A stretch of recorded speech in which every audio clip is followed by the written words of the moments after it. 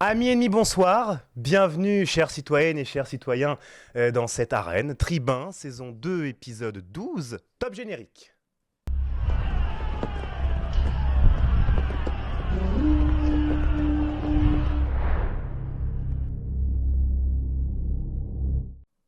Bienvenue donc à toutes et à tous ce soir pour une émission consacrée à la sexualité des jeunes, un débat qui, je l'espère, sera riche sur le fond et sur la forme, avec nos deux débattantes et débattants de ce soir. On va commencer par Garance tout d'abord, qui va à la fois nous faire une chronique et qui va également être débattante ce soir. Voilà, c'est un petit peu le couteau suisse de notre émission. Parce que Gabriel n'est pas là ce soir, je regarde vers la régie parce que c'est sa place habituelle. On le salue, notre cher Gabriel. Il sera de retour évidemment dès la semaine prochaine. Garance, bonsoir. Bonsoir. Donc je te laisse te représenter à nos viewers qui te connaissent déjà quelque peu. Ravi de revenir encore une fois pour un sujet fort passionnant après l'agriculture. Ça n'a toujours pas changé, toujours référente jeune génération et toujours en préparation du concours de l'inspection du travail. En tout cas, ravi de vous revoir ce soir et ravi de revoir les têtes connues des tribuns. C'est quand le concours ? C'est en juin, c'est mi-juin les écrits. D'accord, et alors on se situe comment pour l'instant ?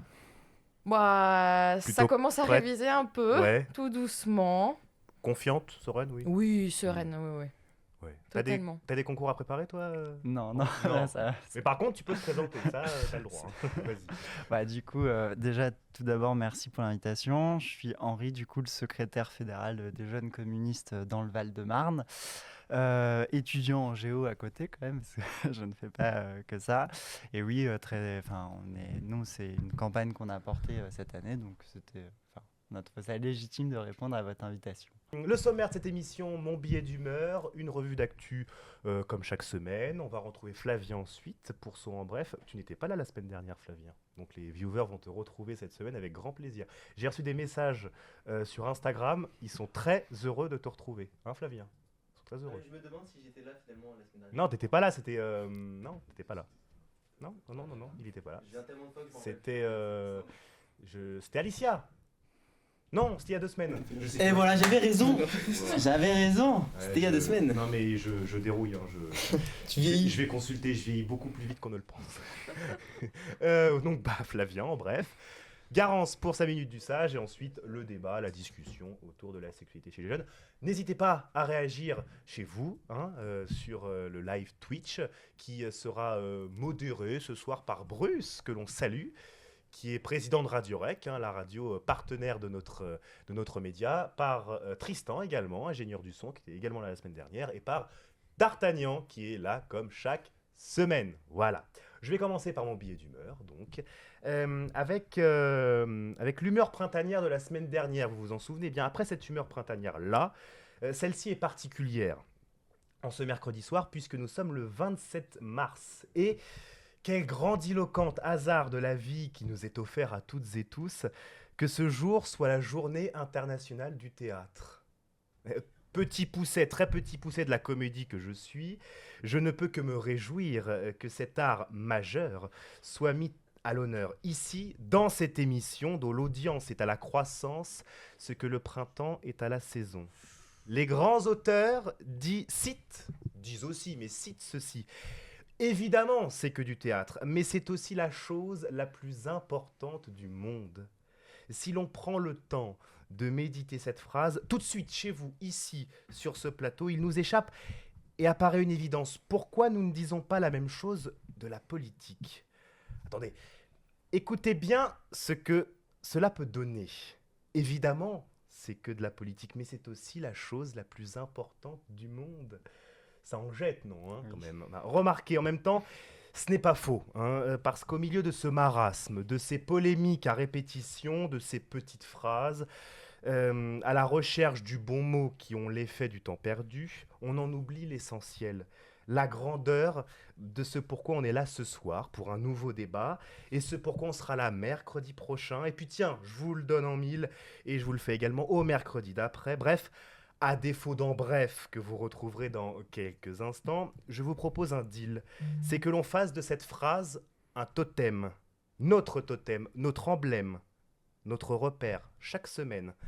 Évidemment, c'est que de la politique, mais c'est aussi la chose la plus importante du monde. Et rendons, grâce à ce débat, cette phrase grandiloquente, de manière magnificente. Voilà, on invente des mots comme ça, mais c'est la pulsion, voilà, ben oui, c'est important, c'est essentiel. Il faut remettre la grandeur de la politique au centre du village, si je puis dire. Et donc c'est pour ça aussi que vous êtes là ce soir. Merci de m'avoir écouté. Je vais laisser la place à nos deux intervenantes et intervenants du soir pour notre revue d'actu avec une première actu autour de l'opération Place Nette pour lutter contre le trafic de drogue. On en a beaucoup parlé dans les médias mainstream, les chaînes d'infos, etc. À Marseille, tout d'abord, la semaine dernière, avec une opération de com très importante du gouvernement. Emmanuel Macron y est allé, Gérald Darmanin aussi. Et puis aussi dans d'autres villes de France. Grandes villes et villes moyennes, parce que les villes moyennes sont aussi touchées par ce fléau du trafic de drogue. Alors pensez-vous que tout ceci peut vraiment se révéler efficace sur le long terme, ou n'est-ce finalement qu'un énième coup de com' gouvernemental? Garance.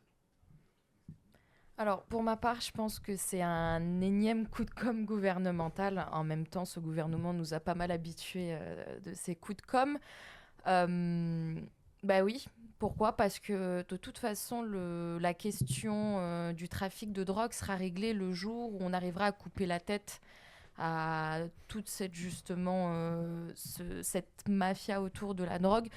Bon, arrêter les petites mains dans les cités, dans les quartiers populaires, oui, bah, ouais, ça fait du chiffre, ça permet de limiter pendant 1 ou 2 jours avant qu'une autre personne, un autre jeune, puisqu'il faut parler quand même du fait que ce sont souvent des très jeunes qui sont enrôlés dans ces questions-là, voire des enfants, donc qui sont mineurs.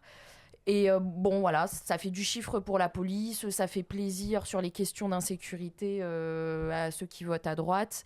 Mais concrètement, ça ne règle pas le souci puisqu'on ne vient pas couper la tête à ceux qui dirigent les cartels de drogue. Donc oui, énième coup de com', voilà, si ça peut faire du chiffre pour la police, tant mieux, mais je ne pense pas que ça apporte plus de solutions que ça. Henri ? Oui, bah, je partage l'avis. Après, c'est vrai qu'on part aujourd'hui d'un postulat qui est particulièrement vrai et d'autant plus vrai chez les quartiers populaires que, effectivement, ça pourrit la vie des gens. Mais en même temps, il faut aussi voir, c'est-à-dire que là, on a une opération qui vise à faire de la répression encore plus forte vis-à-vis de personnes qui seraient pris dans les mains du trafic, mais on ne touche pas au gros. On ne va pas aller chercher ceux qui prospèrent sur le trafic, qui prospèrent aussi sur la pauvreté. Et en même temps, on ne se pose pas la question des années de politique, et là pour le coup austéritaire, qu'on a appliqué aux quartiers populaires. Je le dis aujourd'hui, beaucoup de villes et quartiers populaires sont dans des situations dramatiques en termes de services publics. Si on veut lutter contre la drogue, il faut faire en sorte que déjà il y ait des enseignants partout dans les classes, que les remplacements soient assurés. Aussi faire revenir les services publics, parce que la réalité, le trafic s'est installé, mais qui est parti, c'est les services publics, qui ont parfois été compensés par les communes, mais les communes qui ont aussi vu fondre leur dotation de fonctionnement. Et ça ne fait que continuer la spirale. Et puis, il faut aussi qu'on arrête cette politique de stigmatisation systématique, en réalité, des quartiers populaires. Je vais prendre un exemple. Il suffit d'allumer sa télé, regarder BFM TV, ça va être au cœur des quartiers nord de Marseille.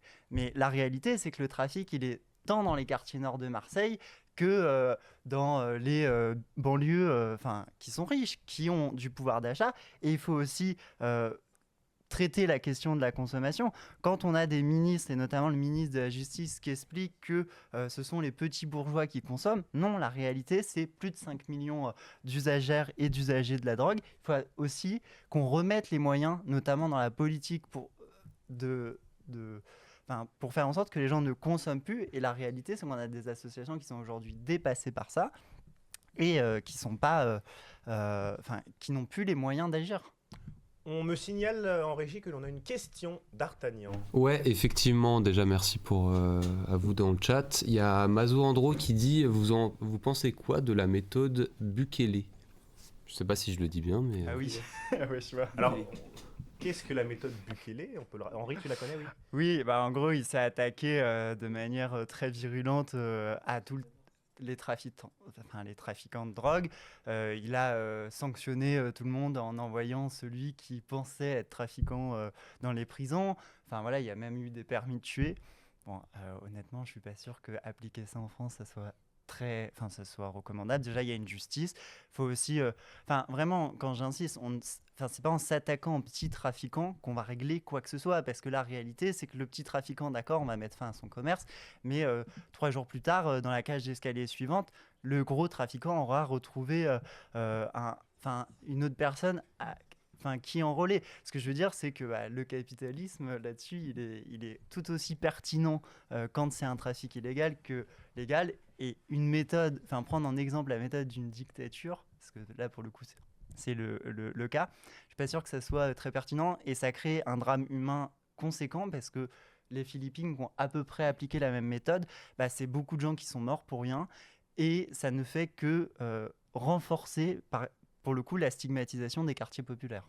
Garance. Oui, je pourrais aller que dans son sens, sachant qu'en France, la peine de mort a quand même été abolie en 1981. Donc ce serait quand même assez particulier d'y revenir. Et puis on a quand même toutes ces questions aussi de violences policières et de jeunes qui sont déjà tués par la police dernièrement et qui font scandale. Je pense qu'on va éviter d'en rajouter avec cette méthode-là. Mais merci Henri, c'est super, c'est ultra pertinent ce que tu as dit, je suis totalement d'accord. Et en fait, ce coup de communication finalement ne pose pas les questions fondamentales. Bon, la première qu'on a pas mal évoquée, qui est de couper la tête aux gros et donc à ceux qui dirigent cette organisation, mais surtout pourquoi ces jeunes-là se retrouvent à vendre de la drogue, pourquoi ils sont attirés par cet argent facile. Parce que voilà, ces quartiers populaires sont délaissés tout à fait par les services publics. On a les questions aussi des parents forcément qui n'ont pas les capacités de pouvoir garder leurs enfants sur le droit chemin. Et donc on a toutes ces questions aussi de comment on explique à ces jeunes que ce qu'ils sont en train de faire, ça va juste leur pourrir la vie et les mettre en difficulté dans le futur, et que c'est pas ça pour leur avenir. C'est pas d'aller vendre de la drogue sur le coin d'un immeuble. C'est pas ça de vivre. Et donc je pense que voilà, il y a une vraie question d'arrêter aussi. Je pense qu'on n'en a pas parlé, mais de parquer la population précaire, et notamment les ressortissants étrangers dans ces quartiers populaires, et de revenir à ce qu'on a toujours souhaité, une mixité sociale. Et je pense que cette mixité sociale, peut-être que diminuerait aussi ce trafic de drogue. Donc je pense que le plus important, c'est de prendre le problème à la source, ce que ne fait pas le gouvernement et ce qu'ont jamais vraiment fait les gouvernements, parce que ça voudrait dire mettre de l'argent public sur le tapis. Et bien ça, on l'a pas. Oui, on veut pas le mettre là. L'avoir. C'est ça, on veut pas l'avoir. Parce que pour le coup, même je rajouterais que le gouvernement va à l'inverse de ça. Il suffit de voir le ministre du Logement aujourd'hui qui va faire un plan anti-ghetto. Sauf que la réalité, c'est pourquoi les gens vont dans des villes où il y a des logements sociaux. C'est parce qu'il y en a d'autres qui n'en construisent pas. Il y a plein d'exemples comme ça. Et puis aussi, là, on en fait toute une grosse opération de communication pour pas aborder le vrai sujet. Parce qu'en réalité, les trafiquants de drogue, effectivement, ça touche beaucoup de gens. Mais le vrai sujet sur ça, c'est la question du pouvoir d'achat, de qui et comment on va faire pour gagner sa vie à la fin du mois, comment le 10 du mois, on est sûr de remplir son caddie, et tout ça, si on ne règle pas la question du pouvoir d'achat, des salaires, faire en sorte que ces jeunes puissent avoir un environnement digne parce que leurs parents ont retrouvé la dignité au travail, c'est sûr qu'on ne réglera pas le problème. Et de toute façon, il faut le voir, il suffit de prendre un exemple, l'exemple de la Grèce. Quand la Grèce a connu une catastrophe économique, la réalité, c'est que le trafic de drogue a explosé et la consommation aussi. Et c'est des sujets que l'on continuera à traiter au cours de cette saison, les saisons prochaines, parce que cette lutte contre le trafic de drogue est très loin d'être terminée. Deuxième actu, ce soir, actu international, consacré à l'attentat terroriste qui a eu lieu vendredi dernier à Moscou. Un tout dernier bilan qui est tombé tout à l'heure, 137 morts. Et on pense évidemment, on a une pensée pour les victimes, comme à chaque attaque terroriste de ce type. Au-delà effectivement du contexte international lié donc à cet attentat, on a voulu se concentrer plus particulièrement sur la menace terroriste en France et sur la question des Jeux Olympiques. C'est quand même l'événement majeur de cette décennie, si ce n'est du siècle, en France et à Paris. Et finalement, êtes-vous de plus en plus inquiet face à la menace qui rôde, notamment en vue des Jeux Olympiques cet été, et notamment aussi face, avec tous les plans de sécurité que l'on a annoncés, etc. Est-ce que vous êtes inquiet ou finalement plutôt rassuré? Quel est votre avis, point de vue là-dessus, Garance? Je pense que je suis pas spécialement inquiète. Moi, je pense qu'au vu du budget qui a été débloqué pour les Jeux Olympiques, j'ai pas d'inquiétude que l'État et le gouvernement mettent en place des plans policiers hors normes pour justement quadriller un maximum ces Jeux Olympiques. Et je pense que ça, au niveau que ça soit des fouilles ou du filtrage, ça va être... voilà, je pense que tous les... tous les policiers, tous les gendarmes, tous les militaires vont être réquisitionnés pour justement assurer la sécurité de ces JO. Je pense que les JO se passeront mal pour d'autres raisons que celle d'une potentielle menace terroriste, ça c'est sûr. Mais j'ai pas plus d'inquiétude que ça sur le fait que là, le déploiement des forces de l'ordre sera sans aucune mesure. Henri? Ouais, je partage l'avis, hein. C'est-à-dire que, bon, là, déjà, l'État a rehaussé son niveau d'urgence attentat. Bon, après, effectivement, il y a toujours le risque sur un événement, il y ait une attaque terroriste dans ce cas-là. Je pense que, effectivement, au vu de ce qui a été annoncé par la préfecture de Paris, qui a quand même dit qu'elle allait saturer l'espace public pendant les Jeux Olympiques, que la réquisition des logements Crous, qui est entièrement quasiment dédiée aux gardiens de la paix et aux militaires aussi, qu'il n'y a pas de raison que ça se passe mal. Et par contre, oui, je partage le propos. Il va y avoir une question sur les JO, c'est comment ça va se passer sur la question sociale, comment ça va se passer aussi sur la question diplomatique, parce que Totalement, comme il y a des propos du président Macron qui attise à droite, à gauche les dirigeants internationaux, mais sauf que ça va avoir un impact concret sur les Jeux Olympiques. Et oui, la question sociale, parce que je pense que la question là-dessus aussi, et notamment sur les gardiens de la paix, pendant les JO, la question qu'il va falloir se poser, c'est aujourd'hui, on a atteint un nombre d'heures impayées au ministère de l'Intérieur, c'est énorme, et on peut se poser la question de comment, sur un événement comme ça, la préfecture de Paris va prendre la mesure de la situation sociale à la fois du corps policier, mais de tous les autres services publics qui sont quand même dans une situation tendue depuis la crise sanitaire en particulier, mais avant aussi. Juste, je crois que l'on a, pour prendre le contre-pied sur le live, je crois qu'on a une réaction de Flavinou77. Je crois, je l'ai vu passer pour peut-être... Ok, oui, donc ouais. Flavinou, il que l'on dit... salue. Donc le dernier commentaire. Oui, c'est ça. Il dit mort de rire, MDR. Détrompez-vous, pour les JO, il y a plein de raisons pour que ça se passe mal niveau sécurité. 3 petits points. Justement, il y a comment des réagir face à ça aussi. Alors, sur la menace terroriste, il y a quand même une inquiétude, même au niveau des services de police, parce qu'effectivement, beaucoup de moyens seront mis, mais on n'est pas à l'abri. Les drones, notamment.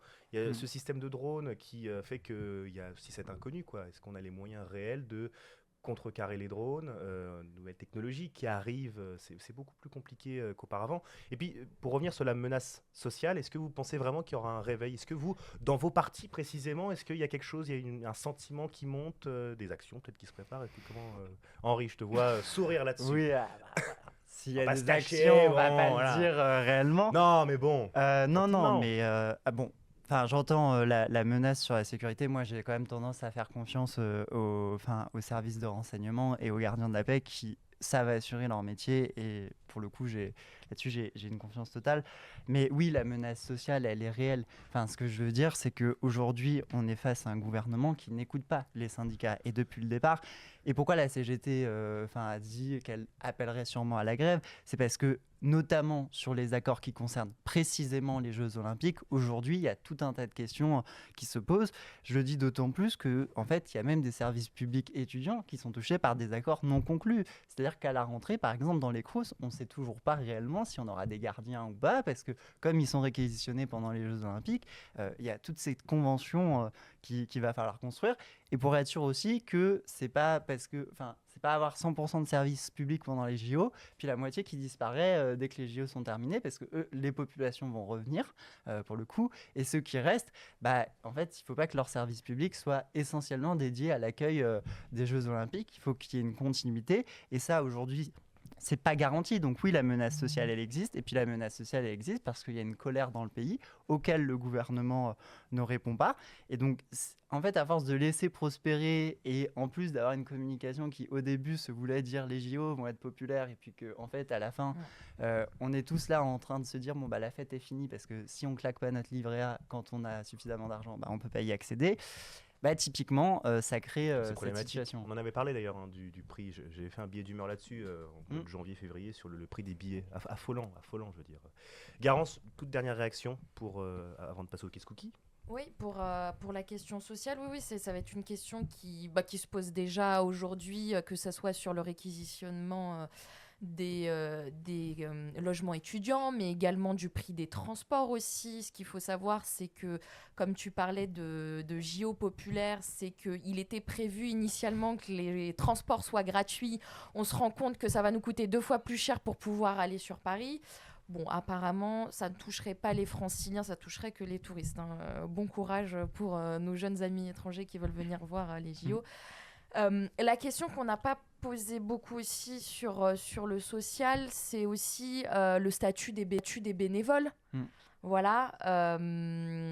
Je sais que ce qui a été beaucoup fait, alors que ce soit par les partis, mais même par des gens lambda, qui a été de boycotter en fait cette campagne des bénévoles, parce que quand on lisait la fiche d'emploi, c'était hallucinant de voir à quel point on avait des conditions de travail dignes d'un travail, donc rémunéré, voire d'une exploitation de la personne, puisqu'on est à 6 jours sur 7 par semaine, quasiment 10 heures par jour. Donc tout ça, pas rémunéré, avec les transports qui sont à moitié pris en charge, le logement seulement pour ceux de province, les repas seulement le midi. Enfin voilà, donc il y a une question sociale qui est complètement catastrophique. Moi, la question peut-être que je me poserais par rapport à la sécurité, puisqu'on a parlé de la menace terroriste. Bon, le facteur risque est jamais inexistant. Moi, ce qui me pose souci, c'est plutôt sur la question du maintien de l'ordre à la française. Quand on a vu les débordements qui se sont passés au Stade de France à l'époque pour le match, je ne sais plus quel était le match de foot, c'était Angleterre-France, je crois, c'est ça. Voilà. Sur le maintien français qui a été catastrophique au niveau de la préfecture de Paris, moi j'ai peur justement des débordements qu'il peut y avoir et de la réponse policière qu'il va y avoir vis-à-vis de cette grande foule lors des Jeux Olympiques. Et c'est c'était plus lors de la finale de la Ligue des Champions, voilà. entre Liverpool et c'était Paris Saint-Germain, je crois, non Real Madrid. Non, Real Madrid. C'est ça, voilà. Donc oui, mais c'est une question qui se pose. Et comment on sécurise le Stade de France et même les autres stades, être en même temps dans des sites différents, parce qu'il y a aussi le site de Vers-sur-Marne qui est pas loin. C'est ça, mais c'est au-delà de la question de la sécurisation, c'est la réponse à cette sécurité, parce qu'il est sûr qu'il va y avoir des débordements. Je veux dire, là, on attend quand même des millions de personnes à Paris. Donc, il va y avoir des problématiques de débordement. C'est comment les policiers vont gérer ça. On fera une spéciale JO justement au mois de mai, au moment où la flamme olympique arrivera à Marseille. On profitera de cette actualité pour faire une spéciale JO et on posera toutes ces questions, à la fois les bienfaits des JO, etc., sur le plan sportif, mais aussi des questions critiques sur cet aspect-là, sécuritaire, et sur l'aspect de l'organisation. Kiss Cookie, c'est la 3e actu de la semaine, c'est une actu à deviner. Et donc, si on a suivi le fil conducteur de l'émission, c'est une actu étudiante qu'il va falloir deviner ce soir, parce qu'on a fait l'actualité française, politique française, actu internationale, et l'actu étudiante avec ce premier indice, Crous. Crous. Simple. Qu'est-ce qu'on peut parler ? De quoi va-t-on parler ce soir ? Sûrement de l'augmentation des loyers, ok. Voilà, donc t'es bon toi, hein ? Souvent on rame, mais là depuis 2-3 semaines je remarque quand même que les invités trouvent rapidement le Kiss Cookie. Donc va falloir, nous de notre côté, resserrer un peu les boulons pour creuser un peu. Mais bravo Henri. On va parler des loyers qui augmentent et de Montpellier avec cette hausse des loyers du Crous qui irrite les étudiants. Il y a un syndicat montpelliérain qui dénonce cette hausse de 3,5% annoncée par le gouvernement et qui selon eux va encore amplifier la précarité étudiante.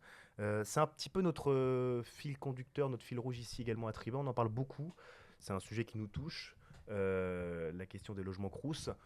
Ne serait-ce qu'ici, il y a eu Street Press a fait un reportage il y a quelques temps, de 3 semaines, sur l'expulsion justement d'étudiantes et d'étudiants du fait des JO justement qui vont être expulsés sans réelle réponse. C'est-à-dire qu'on les laisse un petit peu dans la nature alors qu'il y a encore les oraux de fin d'année, etc.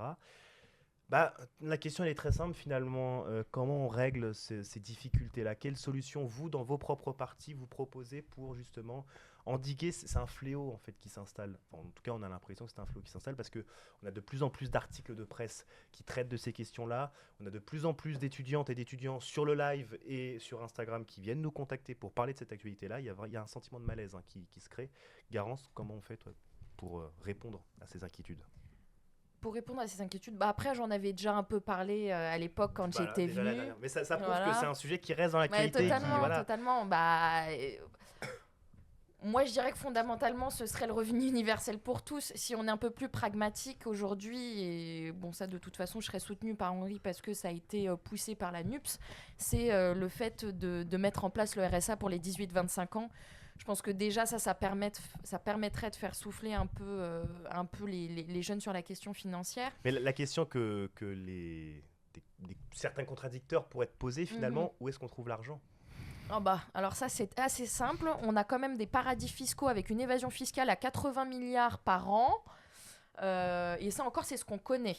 Ça, c'est ce qu'on sait qu'on a ailleurs. Ça se trouve, il y a de l'argent qu'on ne connaît pas, qui est bien caché, qu'on pourrait aller trouver. Mais voilà, au moins 80 milliards par an d'évasion fiscale qu'on pourrait aller déjà récupérer pour aider ces jeunes-là. Et puis après, moi, je pense que c'est des choix politiques aussi. C'est où est-ce qu'on met le budget.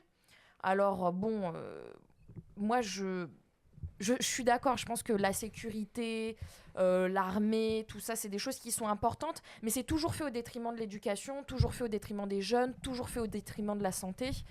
Et donc moi, c'est des questions que je me pose, c'est pourquoi c'est toujours les mêmes personnes qui doivent payer le prix fort, c'est-à-dire les jeunes, les personnes vulnérables, que ça soit donc au RSA ou les personnes malades, etc. Et donc, je pense que voilà, déjà, mettre en place le RSA serait une bonne chose. Et puis, arrêter aussi de toucher aux questions qui touchent les jeunes, c'est-à-dire les APL, l'augmentation du Crous et des logements étudiants, serait quand même un bon début. En tout cas, de ne pas aller faire des économies sur ces questions-là. Les solutions que Garance propose, est-ce que ce sont les vôtres ? Dans votre parti. Pas sur la totalité. Pas évidemment. sur la totalité, ok. Donc on va justement pointer, c'est pas sur la totalité et aller.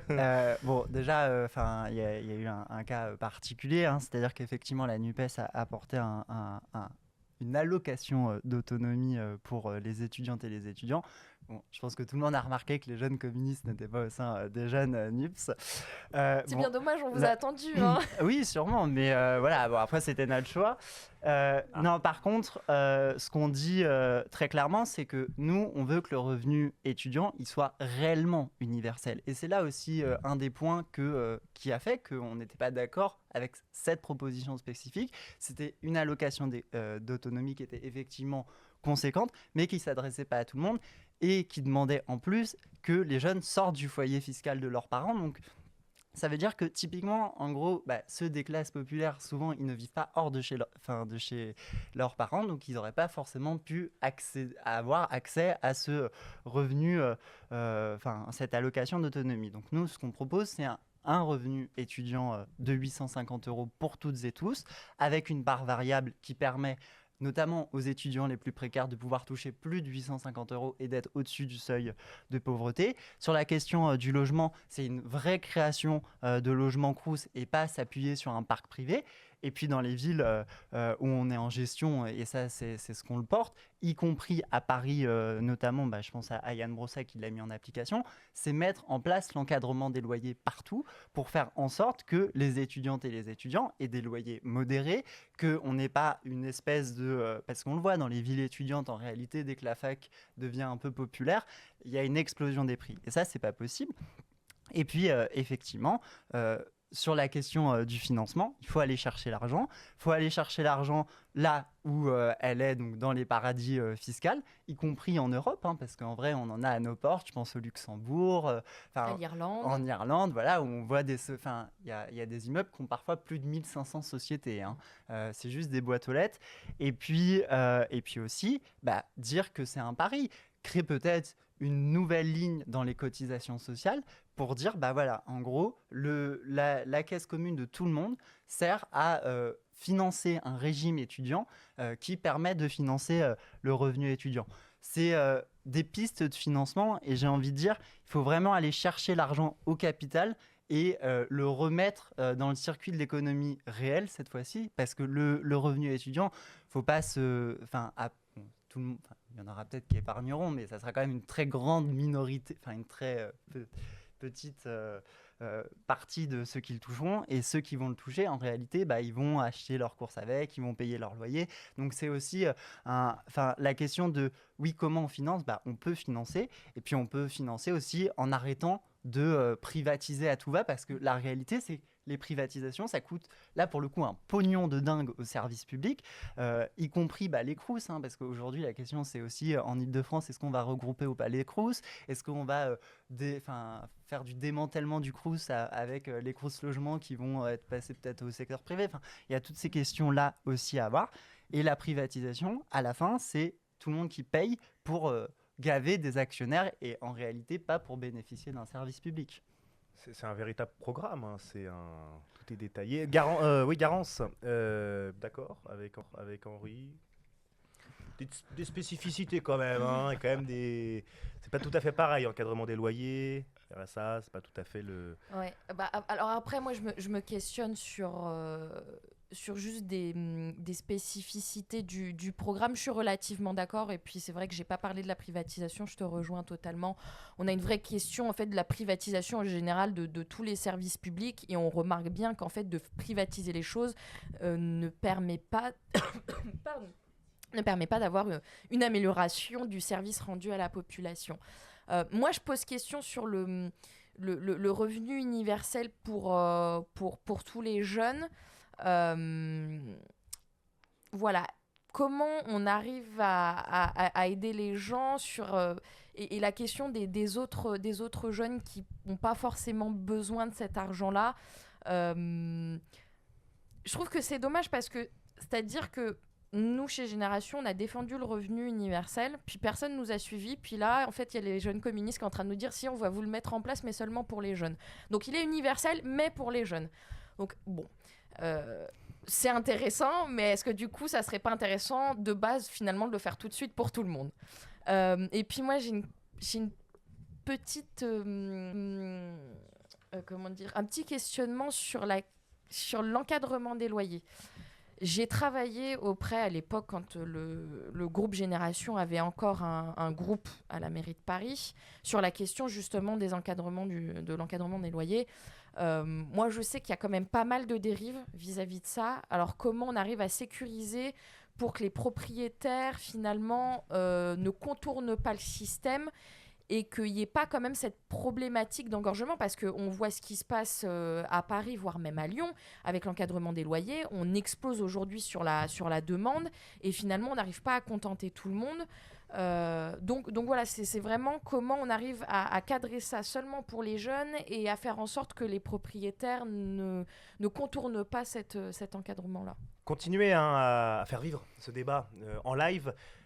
Vous avez plus de groupe Génération à la mairie de Paris ? Non, ils ont décidé de rejoindre les écologistes. Et vous avez Non, on a un groupe communiste. Ah, vous avez un groupe. On voit Non, nous, on a un groupe. Voilà, tout simplement.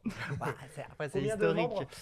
Il doit y avoir une dizaine de membres au Conseil de Paris et un peu plus dans les arrondissements. Oui, mais après, c'est une alliance historique. Enfin, ce que je veux dire, c'est que Oui. il y a toujours eu Et vous avez- PSPC à Paris. Et pas d'alliance entre Génération Les Ah si, Écolos si, on et est dans la même vous êtes quand même, majorité municipale à Paris. Et pour 2026, ça se passe comment? Nous, on souhaite qu'il y ait une alliance à Paris avec les écolos. Maintenant, c'est eux qui vont fixer les règles de s'il y aura alliance ou pas, mais il y aura très probablement déjà une alliance PSPC. Et puis après, il faut travailler avec les Ce que écolos. tu souhaites, j'imagine, enfin, une alliance de la gauche pour 2026, oui. Moi, je suis pro-NUPS, alors je dirais que oui, je défends l'union de la gauche et l'alliance des gauches si on arrive à mettre de côté les égos politiques. Qu'ils n'ont pas chez les communistes. Absolument. Ah bah, à Paris, je pense pas, mais... Mais au niveau national, par contre, bon. Non. Bah, après, on est C'est comme tout conscient. parti, hein. Enfin, voilà, c'est un parti pour exister, a besoin de se présenter aux élections. Et puis on s'est souvent retiré, et puis ça nous a pas toujours servi pour le coup. Oui, toujours apprendre de ses erreurs, ça c'est clair. Oui, Euh, peut-être juste pour répondre Tout rapidement. dernier mot, Ouais, tout dernier, court. je vais faire très court. très court. Sur la question du revenu étudiant, pourquoi nous on veut pas le mettre aux adultes? Parce qu'on a une solution, c'est la sécurité de l'emploi et de la formation, c'est-à-dire tout au long de sa vie, soit avoir un emploi ou une formation qui est rémunérée sur le salaire d'avant. Et évidemment, sur la question de l'encadrement des loyers, nous on est pour l'étendre, mais on est aussi parfois rattrapé par d'autres partis de gauche qui nous disent qu'il ne faut pas aller plus loin. Et non, la réalité, c'est qu'il faut aller plus loin, il faut aller plus fort, et puis il faut donner aussi de vrais moyens de sanction. La mairie de Paris commence à le mettre en place. Je suis d'accord, c'est pas suffisant, on n'arrive pas à sanctionner encore trop de monde, mais par contre, il faut mettre des moyens de sanction, y compris peut-être parfois interdire des locations quand on voit que ça dépasse, et des locations saisonnières aussi, parce que Airbnb profite de ça. Merci à tous les deux pour cette revue d'actu. Flavien, c'est à toi. Top générique, top jingle, plutôt.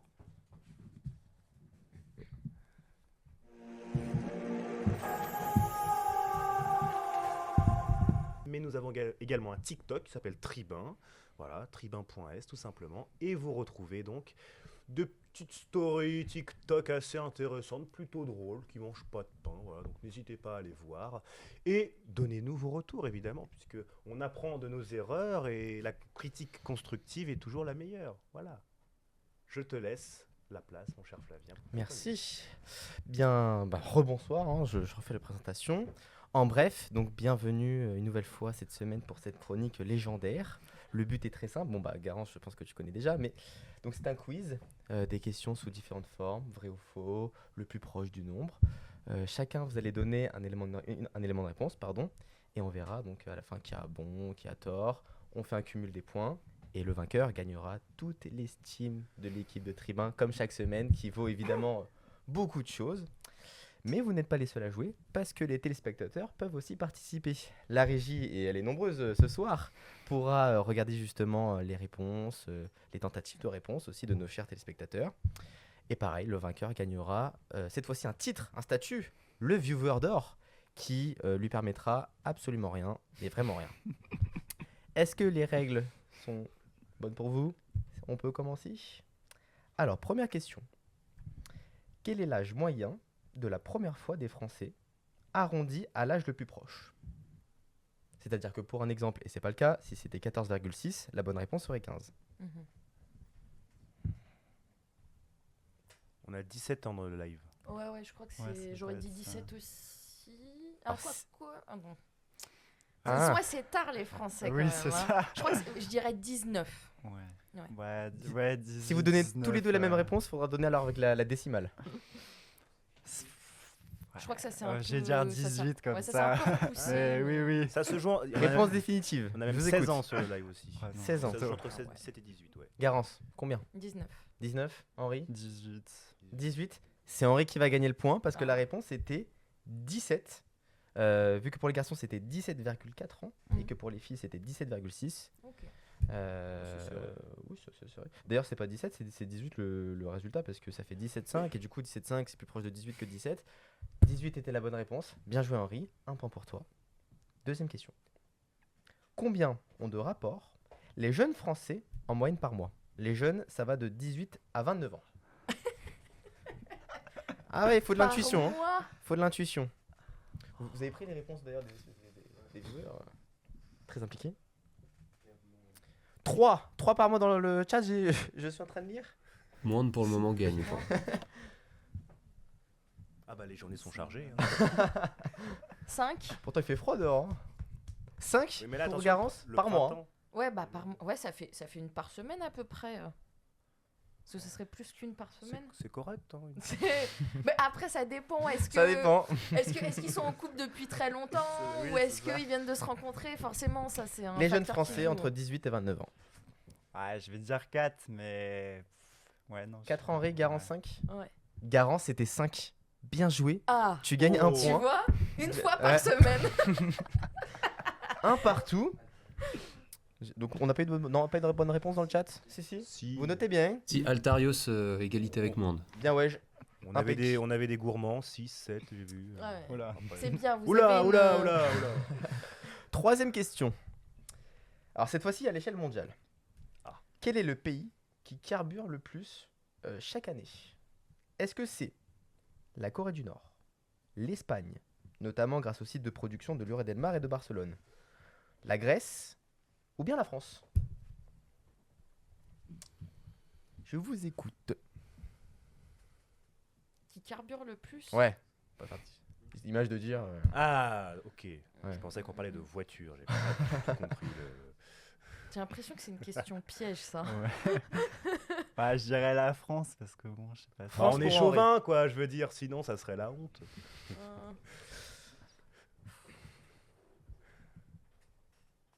Je dirais la Corée du Nord. Parce que, bah, C'est osé. politique nationaliste. Hein. Ouais, c'est osé. Donc c'est on connaît osé. pas les vrais chiffres, donc bénéfice du doute. Bon, on va faire jouer un peu. C'est ni la France, ni la Corée du Nord. D'accord. Histoire de faire gagner des points. Allez, c'est trouvé. Vous Bah, plus c'est que la Grèce ou l'Espagne et la l'Espagne. Grèce. Bon, je dirais. Bon, ouais. Mais l'Espagne, après, ça paraît un peu le. Ouais, ça paraît un peu mais- cliché, quoi. Hein. Bah, C'est ouais, peut-être mais- la subtilité, Peut-être peut-être que c'est Après, la il y a- Grèce finalement. Hmm. Il a mis l'Espagne comme une évidence, mais hop. Quelque chose me dit que notre présentateur va gagner un point. Ah. Oh. Bon, allez, je Bah, du coup, oui. garde cliché, l'Espagne. Ouais, et vu que personne Ah bah. m'écoute, Bah oui. voilà. Je vais te donner le point, Ouais. le Loïc, Parce parce que que c'était c'est- la Grèce. Ah, c'est Étonnamment. la Ah bah oui, je l'ai dit à l'instant, mais bon. La Grèce qui serait donc à 164 rapports annuels. Ah, j'ai les cru par hissant semaine, au j'y vais. titre, Oui, euh, Oh là là. Ah, bah, c'est des choses à pas. Euh, hein, bah, Grèce, voyons. hein. Pourquoi 12 Je sais pas complet. Altarios, 2 points. Donc ça fait 12 par. Non. Combien par mois C'est 10 par 12.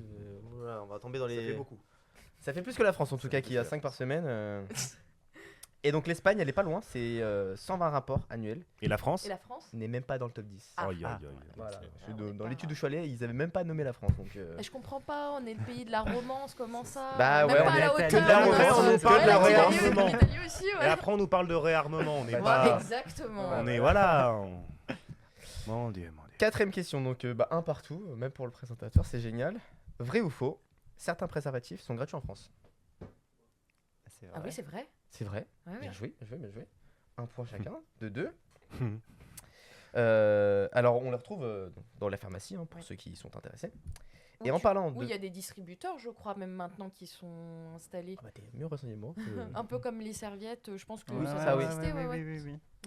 Alors en parlant de pharmacie, vrai ou faux, le rappeur français Al Capote, je sais pas si vous connaissez, va faire une tournée de concerts gratuits dans les pharmacies. Vrai ou faux? Al Capote. Oui, Al Capote, vous comprendrez Oui. le rapprochement aussi, peut-être des pharmacies. Ou je C'est dirais pas pour du faux. Doliprane. Moi Hein. aussi, il Vous, faut. vous connaissez en régie ce Al Capote Non, oui. Tu connais Ok, Bruce, oui. tu connaissais pas. Ouais, dans le chat aussi, ils D'Artagnan, oui, il connaissent. connaît. Ça connaît, oui, vrai, faux. Non, bah voilà, c'était une petite blague. C'était une petite- Qui n'en est pas une, parce que le rappeur a annoncé une tournée de concerts gratuits et sans ordonnance dans toutes les pharmacies de France. D'accord. Soyez prêts à déclarer Al Capote sur les réseaux sociaux. On attend évidemment avec impatience une collab pour les capotes Al Capote. Ça promet d'envoyer du lourd. Sixième question. Donc vous avez dit tous les deux faux. Hein. Oui. D'accord. Les préservatifs sont principalement fabriqués à partir de latex de banane. Vrai ou faux? Ah, Ah, hein? Et Je ne toc. suis pas aussi spécialiste sur la question. ça- Latex de banane. Ouais, de banane. ça- On peut faire du latex avec de la banane. C'est un peu la question. Ouais, en vrai, je dirais faux, mais. je suis pas Faux pour convaincu. Henri. Allez, moi je dis vrai. Aïe aïe aïe, Garance, c'est complètement faux. On ne fait pas de préservatif avec de la banane. 7ème question. Mais c'est très bon la banane. Oui, ça a son avantage. Ah bah, Vrai, chacun y trouve son compte là où il peut y trouver son compte. hein. vrai ou faux? Donc 3-2. C'est ça, je crois. 3-2. Vrai ou faux? Les relations sexuelles peuvent guérir le rhume. Le rhume. Je dirais faux. Bah, faux. C'est pas très scientifique. Eh ben, c'est faux, effectivement. Voilà.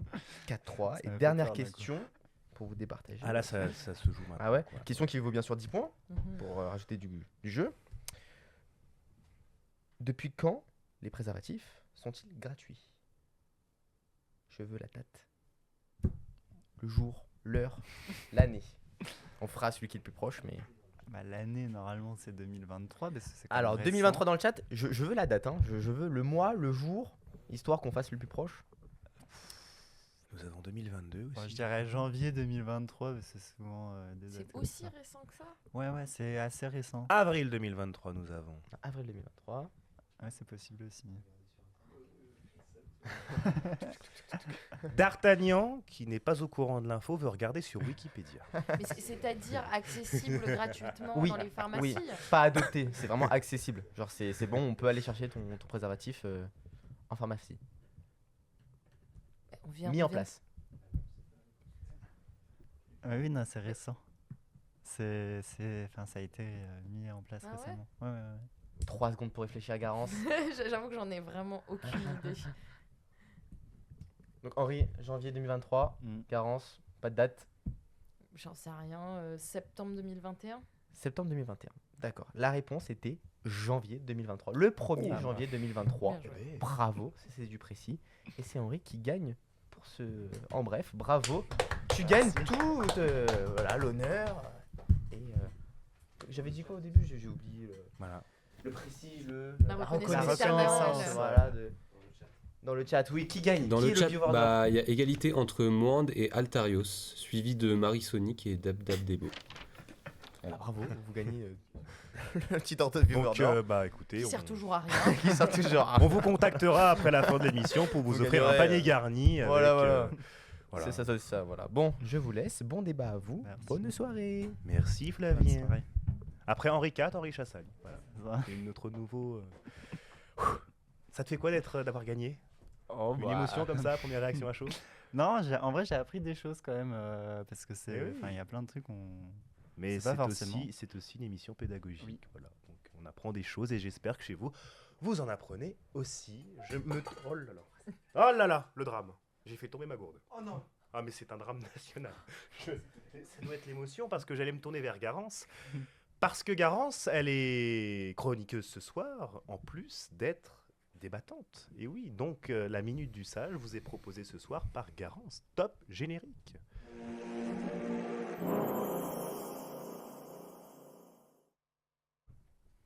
Alors, c'est ma première chronique. Hein. Je vous demande d'être indulgent. Hein. J'ai fait ce que j'ai pu. C'est parti. Je t'en prie. 28% des jeunes entre 18 et 24 ans n'ont pas fait l'amour cette année. C'est le très sérieux Institut français d'opinion publique, aussi appelé couramment IFOP, qui nous l'affirme.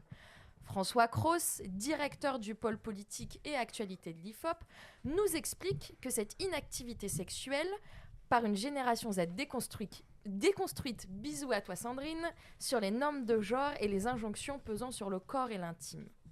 L'émancipation des femmes avec les mouvements féministes et plus récemment MeToo ont permis un recul de cette obligation de coucher à la suite d'un verre ou d'un resto.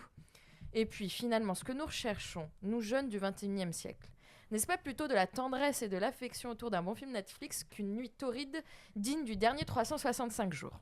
À vrai dire, ça se réfléchit.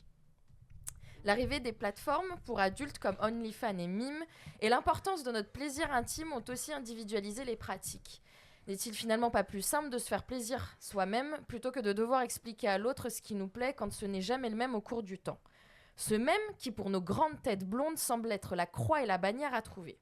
Les jeunes femmes diront que les hommes ne veulent plus s'engager sérieusement et les jeunes hommes diront qu'ils ne veulent plus s'engager sérieusement. Ça se comprend, regardez-nous. Nous pouvons parfois être la contradiction incarnée. Nous voulons l'indépendance, mais avec une pointe de jalousie. Nous voulons avoir le dernier mot, mais pas sans avoir quelque peu débattu sur la question avant. Bon. Il paraît, c'est l'étude IFOP qui le dit, que pour le sexe opposé, ce serait davantage une question d'attirance. Est-ce vraiment une hausse d'exigence des femmes actuelles ou bien plutôt une perte de facilité à conclure par l'utilisation de vieux procédés ? Dans une société consumériste et à bout de souffle, le lit est devenu le milieu de revendications politiques. Lutte contre le patriarcat, lutte contre le réarmement démographique et lutte contre le réchauffement climatique.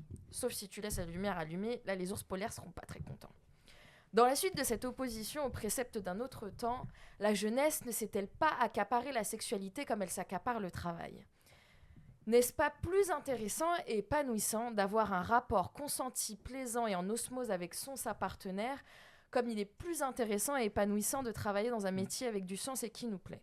Au final, le nouveau mantra de la génération Z, dans laquelle nous sommes encore presque tous, est la qualité et le plaisir avant tout. C'est peut-être des mots qui devraient guider nos choix et notre vie qui ne fait que commencer. Bravo Garance. On l'applaudit ? Oui. Ah oui, on l'applaudit. Une J'espère que chronique. ça vous a plu. Mais j'espère. Réagissez, j'ai vu une réaction dans le live tellement d'accord avec ce que dit Garance. Oh. Si ça, c'est pas un beau cadeau, franchement. Merci. N'hésitez pas à réagir sur sa chronique. Merci Jajadou. Trop Voilà, chouette. merci à elle, bien sûr. Et maintenant, c'est la Garance débattante qui super. reprend. Non, mais très belle chronique, vraiment. Oui, non, Bravo c'est à très toi. On va donc passer donc à ce débat, cette discussion autour de la sexualité, voilà, très chill, très voilà. On essaye d'apporter finalement des réponses à des questions que les jeunes, que les auditrices et auditeurs se posent peut-être chez elles, chez eux ce soir, avec cette première question. Selon vous, est-ce qu'il y a aujourd'hui en 2024, une perception différente de la sexualité, que l'on soit un homme ou une femme, et si oui, quelles sont-elles ? Et finalement, est-ce une bonne chose d'avoir cette différence de perception ? Garance. Alors, je pense que il y avait une différence de perception, en tout cas ce que la société voulait nous inculquer à l'époque avec le système patriarcal sur cette vision de la sexualité différente entre les hommes et les femmes. Je serais peut-être plus nuancée sur notre génération actuelle. Si à l'époque, effectivement, il y avait ce côté très masculin de je vais offrir le resto, je vais offrir le verre, et du coup, en échange, j'attends une espèce de récompense sexuelle de la part de la femme. Je pense que c'est plus autant le cas aujourd'hui. En tout cas, je parle de vécu sur mes amis ou même les connaissances d'hommes que j'ai qui sont plus dans cette vision-là et qui ont plaisir aujourd'hui à offrir des choses sans avoir cette attente en retour. Et pareil, je pense que, comme je l'ai dit dans ma chronique, il y a vraiment cette émancipation de la femme a permis aujourd'hui qu'il y ait moins ce côté redevable chez les jeunes femmes et même chez les femmes en général, et ce côté de réussir à dire non à un rapport sexuel ou à une demande d'offres sexuelles, et aussi ce fait de vraiment d'avoir ce temps comme un temps de plaisir et plus un temps d'obligation ou comme on appelait à l'époque, de devoir conjugal. Henri. Ouais, je partage ce qui a été dit. Ce que je rajouterais, c'est que il y a parfois une perception qui peut être différente parce que, comme tu l'as sous-entendu même dit, c'est aussi parce que la société, elle reste quand même encore bien ancrée dans une logique patriarcale, et qui fait que parfois on se retrouve avec un rapport de domination qui est conséquent, qui est aussi lié même à la question du genre, parce que il faut quand même avoir la question du genre aussi sur cette question. Il est plus important, le rapport de domination des hommes cis est plus important sur l'ensemble du reste des genres qu'on peut avoir. Aussi, il faut, nous, on insiste sur un truc, c'est qu'on rappelle que c'est systémique et que ça n'a rien de naturel. Que si on veut lutter contre la société patriarcale, il faut s'en donner les moyens, et que effectivement, aujourd'hui, le constat il est là, c'est que malheureusement, les femmes n'ont pas forcément les mêmes libertés sur leur pratique de sexualité qu'un homme, parce qu'il y a une pression sociale qui s'exerce, qui est très importante. Et cette pression sociale, elle s'est renforcée, je pense notamment aux théories masculinistes qui sont un peu apparues sur les réseaux sociaux, qui sont repris par l'extrême droite, en fait, qui soulignent beaucoup que la place de la femme, comme ce que tu as signifié, et ça s'est même instauré en vrai dans le débat public, parce que quand on parle de réarmement démographique, c'est aussi ça. C'est rappeler que en gros, la femme, elle est là essentiellement pour faire des enfants, pour assurer le rôle historique que la société patriarcale veut mener. Et en vrai, c'est bien aujourd'hui que la majorité des jeunes soient dans une autre perspective que ça, même s'il y a quand même des chiffres inquiétants qui ne sont pas cités dans tous les sondages, mais qui sont inquiétants. Hein. C'est-à-dire que la perception de ce que doit être le premier rapport, ce que attendent les jeunes hommes d'un rapport, ça doit nous alerter sur cette réalité. Et puis aussi, il y a une perception qui a évolué parce qu'il y a des mouvements de société, tu en as parlé avant, MeToo, de libération de la parole qui ont contribué aussi à faire évoluer les choses. Et ça permet, oui, d'avoir plus une sexualité qui est attendue des deux côtés et qui est consentie, parce que c'est le plus important. Et alors que d'avoir une logique patriarcale derrière qui, en vrai, enferme et aussi crée des logiques de domination qui, là, sont pour le coup un vrai retour en arrière. Sur la question, oui, peut-être Garance, tu voulais réagir ? Non, pas forcément. Vas-y. Juste sur la question justement du consentement, qui a été au cœur de votre premier propos, et sur la question de l'éducation sexuelle à l'école. C'est là que tout commence finalement, c'est là où se représente le fondement des choses. L'éducation sexuelle à l'école, au collège et au lycée est-elle nécessaire aujourd'hui pour sensibiliser les jeunes à la fois sur la question du consentement et puis aussi sur la question des MST, bien évidemment. Henri. Oui, elle est nécessaire. Et de quelle manière elle est Elle est nécessaire déjà en appliquant ce que les programmes de l'éducation nationale mettent en place, c'est-à-dire 3 séances par an, oui, c'est ça, d'éducation par an. Oui, tu as rapporté un... Oui, c'est ce qu'on porte. Mais en vrai, c'est des chiffres, parce que les chiffres sont là. C'est-à-dire qu'on a 47% des garçons qui estiment que les filles s'attendent à ce que les rapports sexuels impliquent une agression physique. 42% pensent que la plupart des filles apprécient les actes d'agression sexuelle. 65% des garçons considèrent normal qu'un homme ait un salaire supérieur à celui de sa collègue à poste égal. Ça montre qu'il y a quand même cette dynamique de la société patriarcale qui est encore bien présente et qui répond à une logique systémique, parce qu'on ne peut que dire que c'est systémique. Donc oui, il faut une éducation, mais pas que sexuelle, une éducation à la vie affective et sexuelle. Il faut qu'elle soit dès l'école primaire, et qu'elle soit adaptée, parce qu'en vrai, si on veut lutter contre la société patriarcale, il faut le faire dès le début. Ça se joue dès le départ. Si on n'explique pas qu'un homme et une femme, c'est égaux toute sa vie, en fait, après, la logique, elle rentre là-dedans. Et puis parce que oui, il faut faire de la prévention contre les IST et les MST, c'est essentiel. En vrai, on a les moyens d'éradiquer le VIH, il faut s'en donner les moyens et il faut alerter sur ce que ça doit faire. Aussi, rappeler...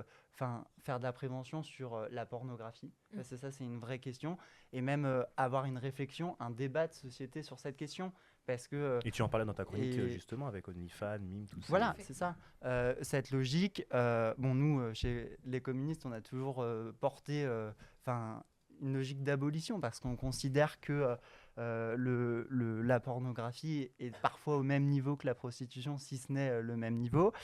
Et il faut qu'on ait une vraie logique très claire à ce sujet-là, parce qu'il se passe aujourd'hui, y compris dans le milieu de la pornographie, des trucs très graves, et que si on veut aussi avoir une éducation sexuelle et affective, il faut faire aussi en sorte qu'on n'ait pas des contenus qui incitent à la violence, qui encouragent une forme de violence aussi.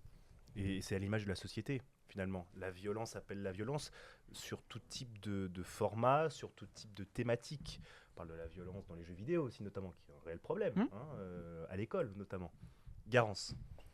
Alors oui, je vais rejoindre Henri sur beaucoup de choses. Tout à fait, la nécessité de commencer en fait l'éducation à la vie affective et sexuelle dès la primaire, ça me paraît essentielle, voire même, je dirais, la maternelle, parce que je pense que, évidemment, en ayant des cours adaptés, mais il y a la question de découverte de son corps, de comment son corps fonctionne, qui est essentiel à apprendre aux jeunes enfants, mais aussi d'expliquer aux enfants que leur corps leur appartient et que c'est eux qui ont l'autorisation de laisser quelqu'un d'autre ou pas le toucher. Et justement, sur cette question de la maternelle, il y a certaines critiques qui peuvent apparaître là-dessus, de mouvements qualifiés à droite plutôt, conservateurs, qui disent justement que, je les cite, comment dire, le fait d'en parler dès la maternelle, c'est finalement travestir un petit peu leur esprit. C'est un petit peu ils mettent au totem le mouvement woke, qui effectivement l'introduction du mouvement, c'est ça, l'introduction du mouvement woke dès la maternelle, etc. Il y a toute une rhétorique là-dessus de ces mouvements conservateurs. Qu'est-ce que tu leur réponds finalement dans ton propos, toi, à ces critiques-là qui peuvent émerger? Pour moi, c'est indispensable parce qu'en fait, on a énormément de questions de viol et d'inceste sur les jeunes enfants. Et c'est des enfants qui mettent 20, 30, 40 ans à mettre des mots sur ce qui s'est passé.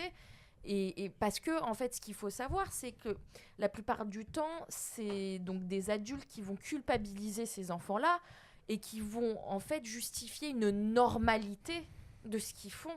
Sinon, on apprend dès le plus jeune âge, parce que souvent les parents le font pas. Il faut aussi, il n'y a pas de remise en cause de l'éducation des parents, mais parfois ça peut être un proche, ça peut être un très bon ami, et les parents ont du mal à concevoir qu'il y ait eu abus sur leurs enfants. Je considère que si l'école est là pour leur apprendre que il y a des choses qui sont interdites. Sauf, et même, je dirais même interdit tout court, il n'y a même pas d'autorisation quand on est aussi jeune à cet âge-là. Donc il y a des choses qui sont interdites, ça permettra à ces enfants-là, si ce n'est de dire non à l'acte qui est en cours parce que c'est l'adulte, c'est la figure d'autorité, du moins de mettre les mots et de pouvoir aller voir les parents en disant là c'est pas normal ce que j'ai eu, et d'avoir, ou même à l'école si les parents sont pas en capacité d'écouter, pour être accompagnés. Donc pour moi, c'est évident d'avoir vraiment ces cours-là. Et donc des cours, ce qu'on n'a pas parlé aussi sur toutes les questions, et donc là je pense que la droite aura les poils complètement hérissés, mais sur la question du genre aussi, sur la question de la de la transidentité, transidentité, sur la question de l'homosexualité, sur toutes ces questions-là, et de venir en fait casser ces tabous-là, parce que il faut savoir que les personnes qui sont les plus violentes, alors oui, il y a beaucoup d'adultes qui sont violents, mais il y a beaucoup de questions de harcèlement à l'école qui sont liées au genre, qui sont liées à l'orientation sexuelle, et qui souvent peuvent mener à des suicides sur ces questions-là. Donc il y a vraiment tous ces sujets-là, que ce soit sur la sexualité, sur la vie affective, sur l'orientation de genre, qui sont à évoquer. Moi, je reviendrai juste sur l'histoire de la pornographie. Je suis un peu plus partagée, moi, parce que je ne suis pas forcément non plus pour la prohibition de la prostitution, mais sur un encadrement strict et qui accompagne justement les travailleuses du sexe. Et je pense que la pornographie, c'est pareil, en fait. On devrait avoir un accompagnement.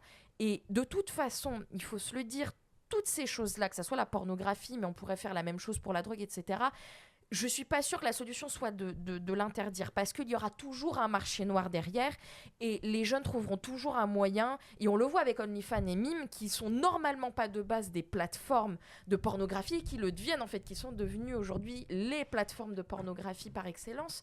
Donc je pense qu'il faut encadrer ça, et puis surtout il faut expliquer aux jeunes sérieusement que ce qu'ils voient sur la pornographie n'est pas la réalité. C'est pas comme ça que ça se passe. Et je pense que c'est en accompagnant et en détruisant les stéréotypes qu'ont les jeunes garçons et les jeunes filles sur les rapports sexuels qu'on pourra avoir justement une sexualité beaucoup plus épanouie et respectueuse de tout le monde.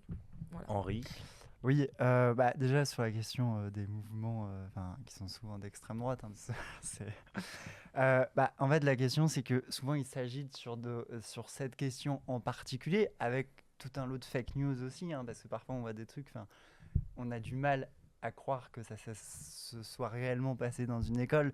Déjà, enfin, il faut savoir que rien qu'une association pour qu'elle mette les pieds dans une école, c'est la galère. Donc, quand on voit des trucs que sort l'extrême droite en disant oh il s'est passé telle ou telle chose, bah en vrai on peut pas forcément, enfin on peut pas y croire. Et puis en vrai il faut avoir une vraie logique. C'est souvent ces groupuscules ils abordent cette question, ils n'ont pas toujours leurs enfants dans l'école publique, qui sont parfois dans l'école privée. Et là il y a une question aussi, c'est et notamment le privé hors contrat que je vais cibler, c'est que le privé hors contrat aujourd'hui, on n'a aucun moyen de contrôler ce qui s'y passe. On ne sait pas ce qui est appris aux enfants. Et là, pour le coup, on leur apprend pas du tout comment... Enfin, la logique du... Enfin, on leur apprend pas la vie sexuelle et affective. On leur apprend pas ce que c'est le consentement. Voire même, en fait, ils se limitent, ces écoles-là se limitent à expliquer que la sexualité, ça doit être là dans une logique reproductive. Et ça, c'est pas normal. Et le problème aussi de ces groupes, c'est qu'ils portent sur la question de la sexualité, mais pas que. Enfin, en vrai, ils sont sur différentes questions. Ils prennent ça dans un point pour critiquer l'école publique, pour l'attaquer sans cesse. Mais il n'y a pas la logique derrière que c'est aussi nécessaire pour protéger leurs enfants de ce que tu as parlé. C'est-à-dire que, en vrai, si un enfant il est suffisamment sensibilisé tôt sur ce qu'est une agression, ce qu'est un viol, ça veut dire que les enseignants, quand ils abordent le sujet en classe, qu'ils voient qu'il y a un enfant qui est pas bien, qui arrive à mettre des mots sur ce qu'il a subi, ça fait que derrière, l'État peut agir, qu'il peut y avoir une réponse pénale qui peut sanctionner les parents, parce que effectivement, le grand mot aujourd'hui, c'est qu'il y a tout un tas de faits qui ne sont pas condamnés, parce que, en vrai, la plupart des gens ne savent pas les qualifier, n'arrivent pas à mettre des mots sur ce qu'ils ont vécu, et puis c'est une vraie logique. C'est-à-dire que l'éducation à la vie sexuelle et affective, c'est une arme aussi pour transformer la société et les logiques qui sont dans cette société. C'est-à-dire que quand je dis une arme, c'est comme l'enseignement moral et civique. Il y en a qui voudraient que ça se transforme en cours patriotique. Mais la réalité, l'enseignement moral et civique, il porte les valeurs de la République, personne ne trouve rien à redire, même on dit que le cours n'est pas assez dur. Et là, on critique parce que ça toucherait un sujet tabou. Ces mêmes associations souvent nous expliquent que c'est à la famille d'expliquer. Or, la réalité, c'est que la plupart des familles ne l'expliquent pas. Et c'est une véritable question, mais sur la question du harcèlement, tu en parlais, ça c'est une thématique qui est aussi trop souvent mise sous le tapis. On n'en parle pas assez, cette question du harcèlement. Et c'est les premières victimes, ce sont les élèves, même qui sont même au sein des écoles, les CPE, etc., qui parfois n'écoutent pas assez, parfois ne sont pas assez dans l'accompagnement, ils sont laissés comme ça dans la nature, dans le désert, et ça peut être dramatique pour leur construction, pour le futur, parce qu'il s'agit aussi d'avenir, de construction pour l'avenir, et les traumatismes, ils restent enfouis toute leur vie, et ça, c'est véritablement dramatique. Sur la question de l'égalisation, de l'égalité entre les femmes et les hommes, pensez-vous que le travail d'égalisation des conditions entre les hommes et les femmes dans la société depuis très nombreuses années, pas forcément de très nombreuses années, mais depuis quelques années quand même, joue un rôle dans la diminution des rapports sexuels? Henri, il y a un lien alors, je ne mettrais pas un lien catégorique à ça. Oui, direct, indirect. Non, je pense qu'il y a une vraie conscience de ce que c'est d'avoir une sexualité émancipée des rapports de force et de domination. C'est-à-dire que en fait, pourquoi peut-être l'âge recule, c'est qu'il y a moins la conscience qu'il faut avoir des enfants à 18 ans et que ça peut se faire plus tardivement. Et puis parce qu'il y a aussi un changement de la définition même de ce que c'est d'avoir une vie sexuelle et affective. Ça ne se limite pas que avoir des rapports sexuels. C'est, comme tu l'as dit dans ta chronique tout à l'heure, d'autres moments affectifs. Et ça, c'est important. Et je pense que c'est même caricaturé de dire que la diminution des rapports serait due à une cause du fait que les combats féministes ont évolué dans la société. Dans la logique, ça peut avoir un impact, mais ça a un impact parce que la société transforme sa manière de penser et sort des logiques patriarcales. Mais je pense, faut pas... dans la logique où, parce que parfois il y a des discours alarmistes, il ne faut pas tomber non plus dans le discours alarmisme, parce que là, en vrai, c'est pas du tout ce qui est recherché. Et les combats, c'est surtout de dire, il faut que ça soit consenti, que tout le monde trouve son compte en réalité. Et c'est ça le plus important.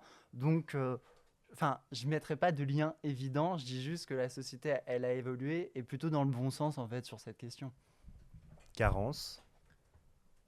Pour ma part, je pense que j'ai pas honte de dire que ça ait un lien. Pourquoi ce serait problématique que l'égalité homme-femme fait qu'il y ait moins de rapports sexuels dans la société. Parce qu'en fait, ce qui est intéressant à se poser, c'est pas forcément de voir la finalité de la chose en disant à cause de l'égalité homme-femme, on a moins de rapports sexuels. C'est de savoir pourquoi on a moins de rapports sexuels. Et c'est là où la réponse, elle est intéressante et où on peut se dire que finalement, c'est peut-être un bien pour un mal.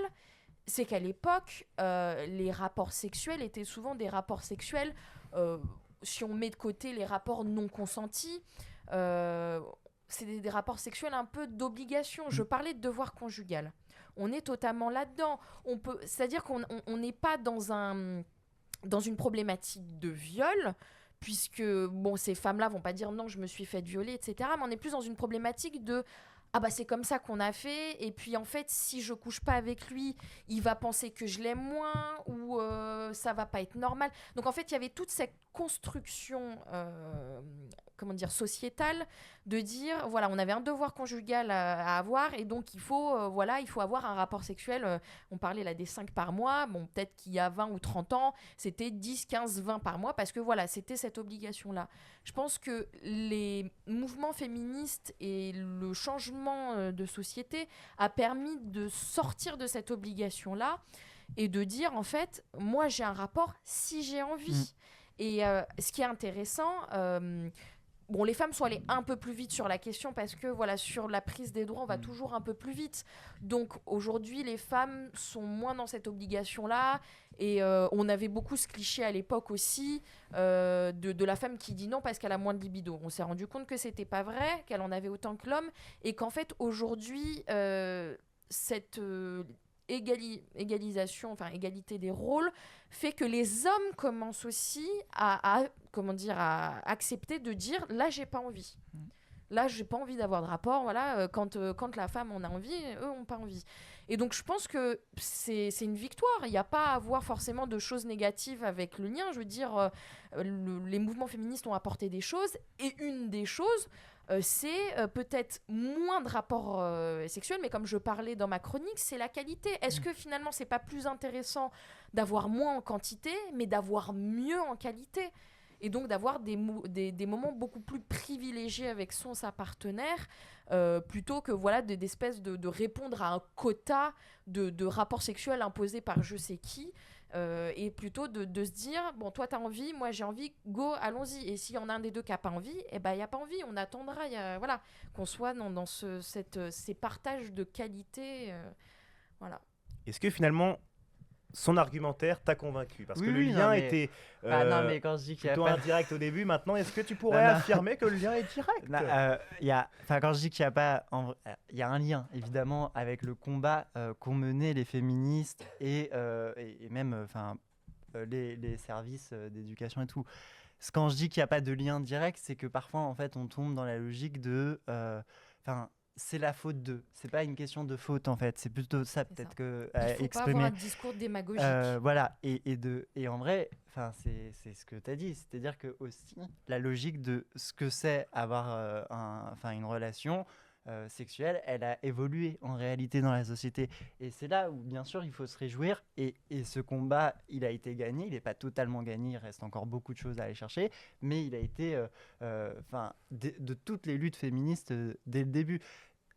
En vrai, c'est surtout pour ne pas tomber dans la caricature qui est aussi parfois menée par l'extrême droite et par la droite, de dire vous avez vu, c'est pour ça qu'on fait moins d'enfants, même parfois par le président, qui explique qu'en gros c'est les combats féministes qui ont fait baisser la natalité en France.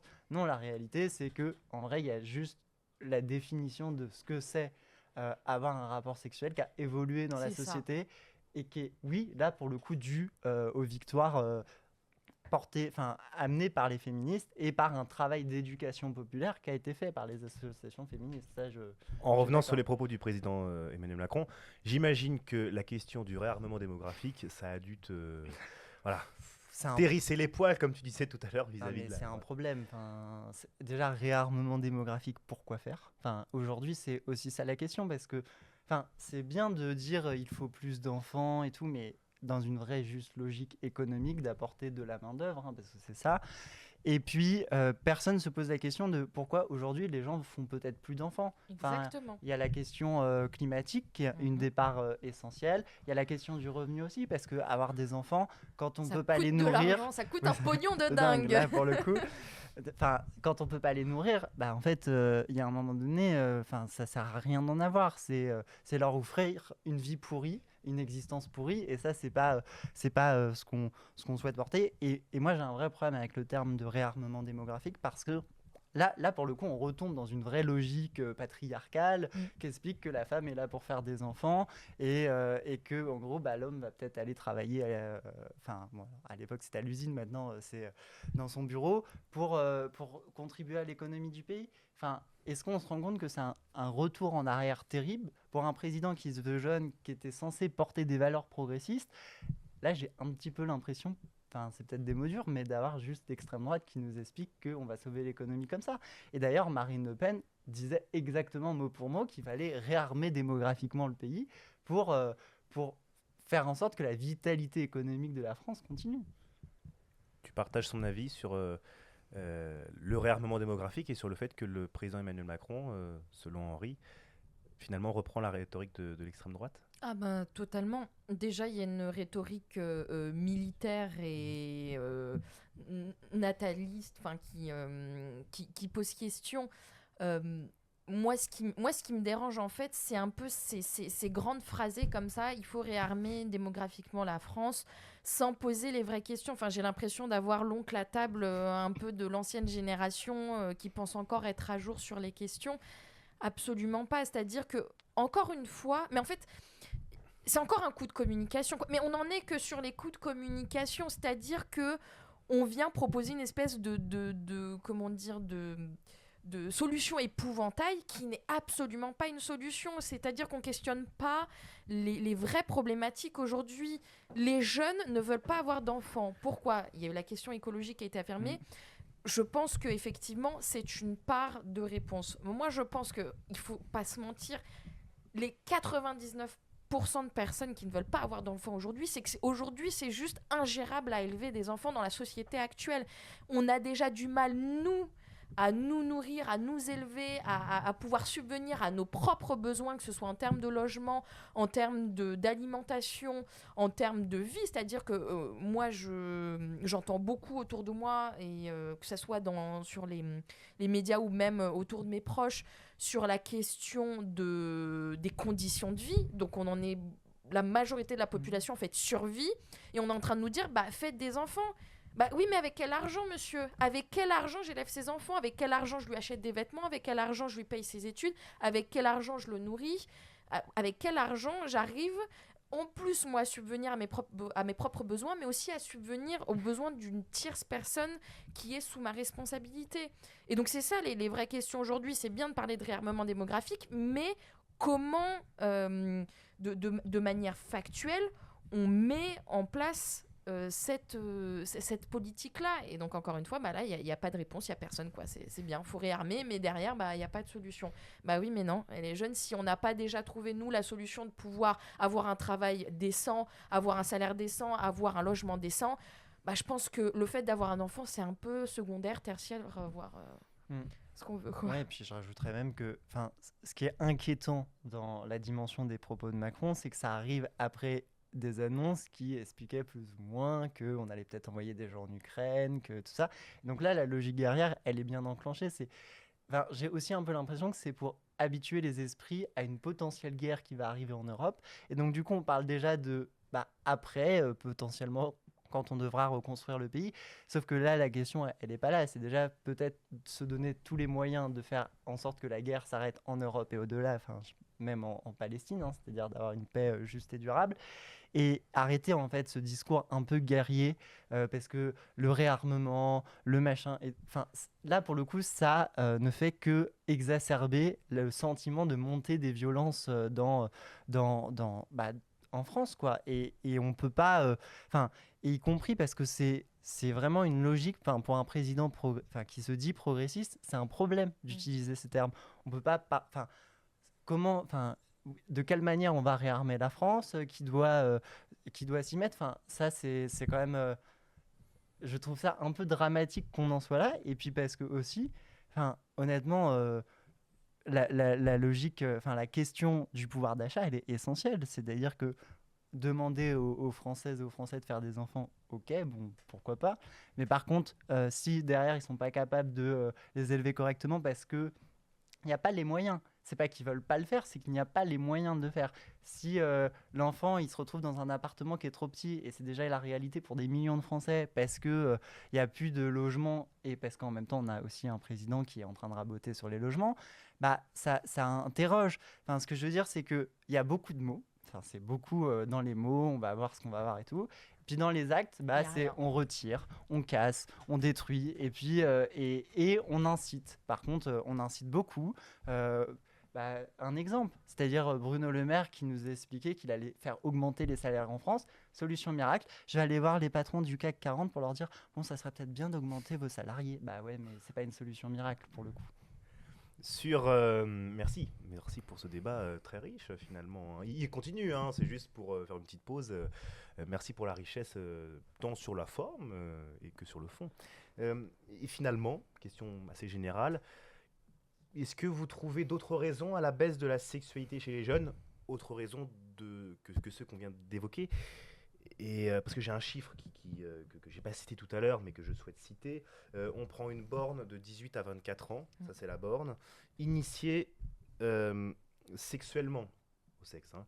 Donc ils sont 28%, admettent ne pas avoir eu de rapport en un an, c'est-à-dire qu'il y a 28% de ces jeunes qui n'admettent qu'ils n'ont pas eu de rapport en un an, ils étaient 5% seulement en 2006, il y a 15 ans. Donc en l'espace de 18 ans, 17-18 ans, l'écart devient de plus en plus abyssal, quoi. Et donc, est-ce que d'autres raisons, finalement, sont venues émerger sur ces 15 dernières années, là, précisément, Henri? Moi, je pense qu'on l'a déjà dit, hein, c'est une évolution de la définition même de ce que c'est avoir une vie affective et sexuelle. En fait, je vois pas d'autres raisons. Et puis là, pour le coup, en vrai, si les jeunes ont envie de ne pas avoir de rapport, en vrai, c'est leur choix. Là, c'est bon, ça rejoint un Si peu. on peut relier finalement, parce que l'émergence des réseaux sociaux, des applications de rencontres, on n'en a pas encore parlé, sur les 15 dernières années, participe peut-être, je pose la question, peut-être à ce désintérêt, et participe, et je vous pose la question, participe-t-il à un changement de mentalité vis-à-vis de la sexualité, Henri? Oui, ça participe à un changement, mais malheureusement, en fait, dans deux côtés. C'est-à-dire un côté positif où ça a permis l'émergence de mouvements, enfin, je pense à Nous Toutes, qui a aussi émergé grâce aux réseaux sociaux et qui a permis une vraie éducation populaire sur la sexualité, sur les violences sexistes et sexuelles, sur les violences conjugales. Et d'un autre côté, on a vu l'émergence de discours d'extrême droite exploser. Et là, pour le coup, je le dis, mais vraiment exploser, avec des rhétoriques qui sont inquiétantes, et réellement inquiétantes. Alors c'est pour ça que, oui, ça a eu un impact positif, parce que ça a permis à la société de réfléchir sur des rapports de domination. Mais en même temps, l'impact positif, il a été aussi d'un point de vue d'un point de vue un peu négatif, c'est-à-dire que les évolutions ont été freinées par des discours et des rhétoriques extrémistes et qui ont parfois conduit à quand même des assassinats. Enfin, c'est ce qui s'est produit notamment aux États-Unis. On est plus que sur des assassinats, on est Oui, sur des tueries de masse. Des tueries de masse. Et ça, la question, c'est aussi... Oui, il y a eu une évolution, mais en même temps, cette évolution, est-ce qu'elle est liée qu'aux réseaux sociaux? J'en suis pas sûr, parce que malgré les chiffres qui sont inquiétants, il y a quand même une évolution qu'on constate dans la société. donc c'est pour ça, enfin moi je suis un peu nuancé dans le sens où oui ça a eu un vrai impact sur la définition même de ce que doit être une vie affective et sexuelle, mais par contre il y a eu d'autres discours qui ont émergé et qui, je pense aussi, ont une part de responsabilité dans la baisse de la sexualité des jeunes, parce qu'en gros on a des jeunes qui sont aujourd'hui totalement déconnectés des réalités d'aujourd'hui, qui souhaitent revenir au Moyen-Âge, enfin, c'est ça aussi. Et la question, c'est comment faire en sorte que ces discours n'apparaissent plus dans le champ médiatique, y compris sur les réseaux sociaux, parce que c'est des discours qui sont très néfastes pour les femmes principalement, parce que c'est elles les premières victimes, mais aussi pour les hommes qui le portent, parce qu'ils ne se rendent pas bien compte de l'aspect, enfin, à quoi ça ramène. Enfin, je prends un cas concret, il y a le mouvement des tradwives, on en parle beaucoup aux États-Unis, avec un état d'esprit de dire la femme est à la maison, elle fait le ménage, et l'homme il est en train de travailler. La réalité, c'est que les femmes et les hommes, pourquoi ils travaillent aujourd'hui, c'est parce qu'ils ont besoin d'avoir un salaire à la fin du mois. Enfin, ça n'existe plus des gens qui restent à la maison réellement ou qui sont dans une situation financière agréable. Et puis, il faut aussi questionner, c'est pourquoi la plupart du temps, ce sont les femmes qui sont obligées de rester à la maison, parce que les écarts de salaire, ils sont là. Et la réalité, c'est que, il y a des trucs qui ont fait leurs preuves, c'est-à-dire que dans des pays où on a mis en place le congé paternité, on se rend compte qu'en fait il est équitable entre les femmes et les hommes quand il est bien appliqué. Si on avait une égalité salariale, ça se trouve, c'est même sûr d'ailleurs, plus d'hommes peut-être arrêteraient de travailler, mettraient leur carrière professionnelle de côté que les femmes, et c'est une vraie évolution pour le coup à avoir, mais là elle est sociétale, mais elle est aussi politique. Garance, sur la question des réseaux sociaux, la question des applications de rencontres, est-ce que finalement pour toi, sur ces 15 dernières années, est-ce que ça représente pour les jeunes une aubaine ou un danger ? Les propos d'Henri étaient assez nuancés là-dessus. Ton avis ? Je pense que j'ai pas vraiment d'avis tranché sur la question. Pourquoi aujourd'hui les jeunes ont moins de rapports ? Je pense qu'il y a vraiment vraiment on a parlé de la fin de l'obligation, un peu cette espèce de devoir conjugal. Donc je pense qu'aujourd'hui, les jeunes se sentent moins obligés d'avoir un rapport sexuel. Ce qu'on n'a pas parlé aussi, qui sûrement existait bien avant, mais qu'on ne mettait jamais aussi à l'ordre du jour, c'est aussi la question des asexuels. Il y a de plus en plus de jeunes aussi, je ne sais pas si tu as les chiffres, il y avait eu des études dessus aussi qui se revendiquent asexuels. Je crois que c'est quelque chose comme 10% ou un chiffre à peu près comme ça. Et donc voilà, c'est des questions aussi. Quand tu es un jeune et t'es asexuel, il y a plus ce besoin aussi d'avoir de désir, de plaisir, de rapport sexuel. Sur les etc. chiffres sur la sexualité, assumé, alors c'est des chiffres globales, on n'a pas précisément sur les jeunes, 12% des Français jusqu'à 23% chez les femmes. Oui. Voilà. Donc on a aussi cette question qui arrive et qui est assumée aussi. À l'époque, on n'en parlait pas, un peu comme l'homosexualité. On n'en parlait pas, mais ça existait. Aujourd'hui, ça existe toujours, mais on en parle. On le met aussi en avant et je pense que ça, les réseaux sociaux, on peut dire aussi merci avec ça. En fait, la problématique des réseaux sociaux, je pense que c'est l'exacerbation. Oui. On a compris le concept en tout cas. Hein. On invente des mots, c'est bien. Donc exacerbation, d'accord. Voilà. L'exacerbation. En fait, les réseaux sociaux ont permis l'exacerbation de discours en fait masculinistes et arriérés. En fait, c'est plutôt là où est le danger. C'est le fait que autant les réseaux sociaux ont permis de mettre en avant une conscience sexuelle sur plein de choses, et on dit merci à nous toutes, on dit merci à toutes ces associations qui font un travail formidable sur la question, mais ça a aussi permis d'ouvrir le chemin à tous ces groupuscules masculinistes, aux incels aussi, qu'on a commencé à évoquer avec Henri.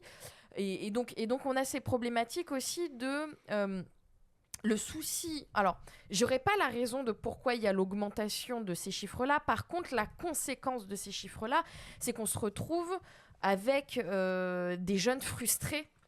Et des jeunes frustrés, en fait, le souci, c'est que les réseaux sociaux ont tendance à créer une bulle autour de ces jeunes-là. Et en fait, c'est surtout les sujets, hein, que ce soit des sujets politiques, etc. Et en fait, ça crée une bulle et en fait, ce jeune-là va continuer à se nourrir que de ces mêmes discours-là.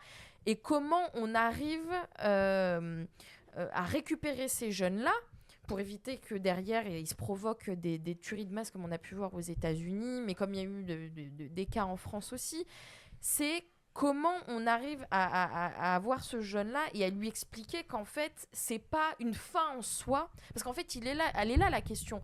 C'est qu'aujourd'hui, d'avoir un rapport sexuel est vu comme une fin en soi. Il faut avoir des rapports pour être heureux, pour être bien dans sa vie, pour être en fait dans les normes sociétales. Comment aujourd'hui on arrive à dire à ces jeunes-là, notamment aux jeunes hommes, parce qu'il y a cette question aussi qu'on n'a pas évoquée de la performance, du fait de bah oui mais je suis pas un homme si j'ai pas eu de rapport sexuel ou si j'ai pas réussi à conclure ou si j'ai pas réussi ou si j'ai pas réussi.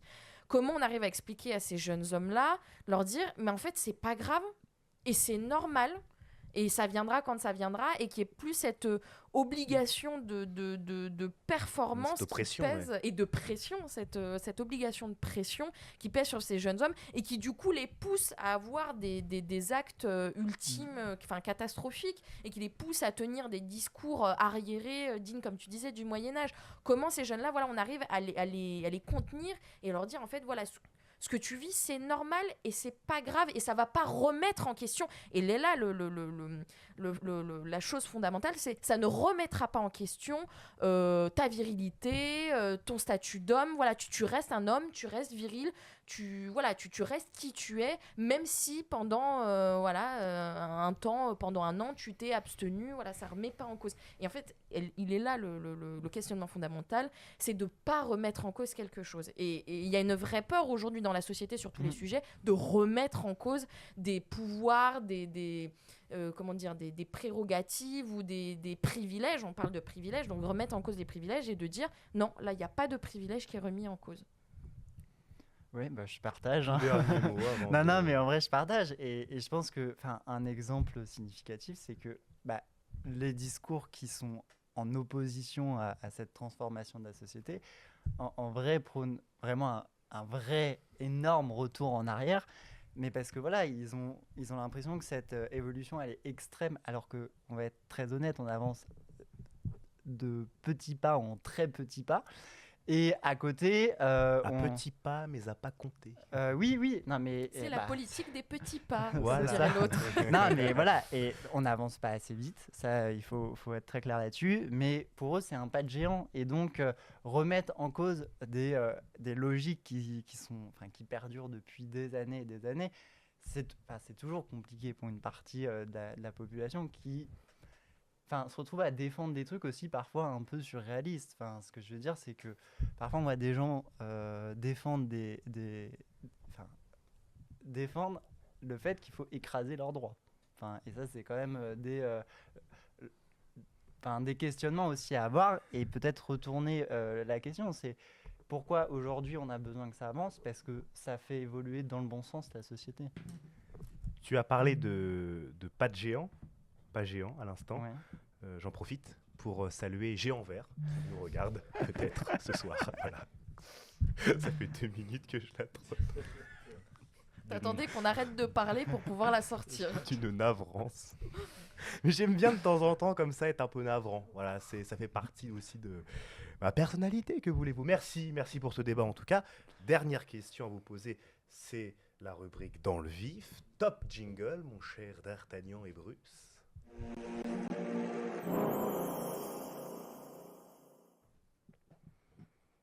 Dans le vif, 1 minute et pas une de plus pour répondre à une question que je vais vous poser. Et les auditrices et auditeurs de ce soir auront quelques minutes pour voter et désigner le tribun de la semaine qui, comme l'a dit Flavien tout à l'heure, gagnera toute notre estime. Voilà, on espère d'ici les prochaines saisons qu'on fera gagner peut-être autre chose, mais là pour l'instant c'est que notre estime. C'est déjà pas mal. C'est déjà pas mal, voilà. C'est des valeurs importantes qui se perdent c'est finalement dans notre société. Voilà. Garance, la caméra elle est en face de toi ici, Henri elle est de l'autre côté. On va commencer par Garance. Et cette Honneur aux question... dames. Voilà, et cette question est la suivante. La sexualité doit-elle être un sujet de société ou au contraire, doit-elle siéger dans l'intime? Est-ce que quelqu'un a un minuteur? On fait les choses dans les règles de l'art. Flavien, je sais que la semaine dernière, voilà. Comme ça, il n'y a pas de temps de parole égal pour tout le monde. C'est parti, Garance, c'est à toi.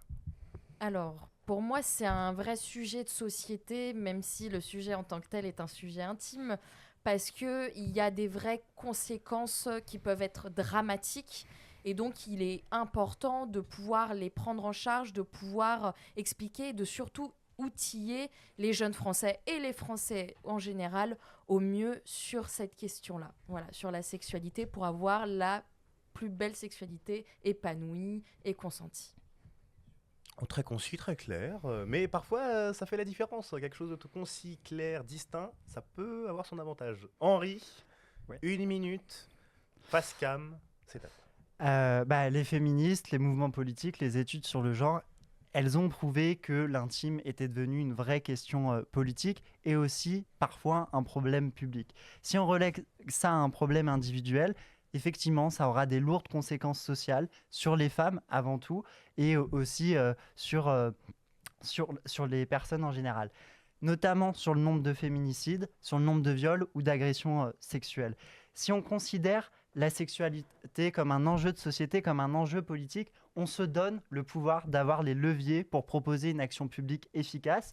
Chacun pratique sa sexualité comme il le souhaite, selon ses croyances, mais l'obligation de poser un cadre et d'être informé pour tous, c'est faire le choix de mieux choisir et d'avoir la liberté d'avoir une vie sexuelle consentie et aussi où on prend du plaisir.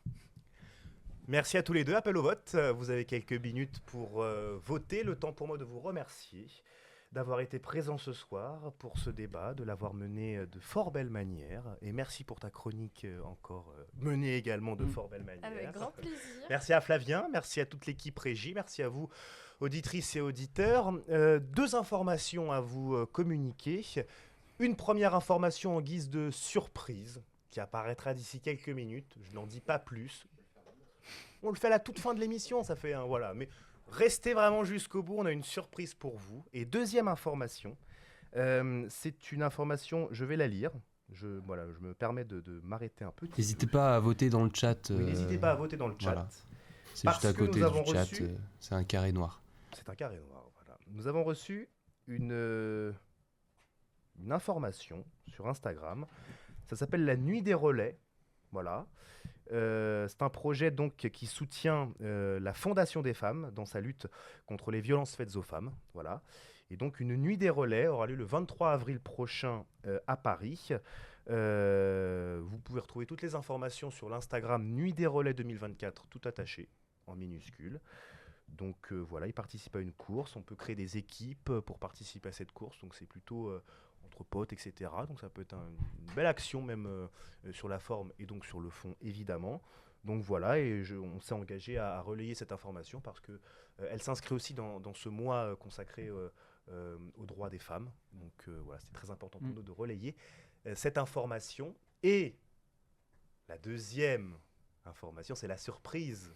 On est content parce que forcément, ça fait plusieurs jours qu'on y travaille dessus et je tiens à remercier d'ailleurs tout chaleureusement le créateur de cette surprise, Gabriel, alias le Gabit dans le live. Il est là d'ailleurs, oui. Bon, le pseudo est un petit peu, mais bon, liberté d'expression. C'est Gabriel. C'est Gabriel qui est le Gabit et qui est dans le live, je l'ai vu. Il doit être encore là ce soir. Coucou Gabriel. On l'embrasse très fort et qui a préparé cette surprise qui va apparaître à l'écran tout simplement. Voilà. En haut à droite, en haut à gauche, selon la perception, un nouveau logo. Voilà, fabriqué, et on l'applaudit, ce nouveau logo. Fabriqué donc par Gabriel grâce à divers outils.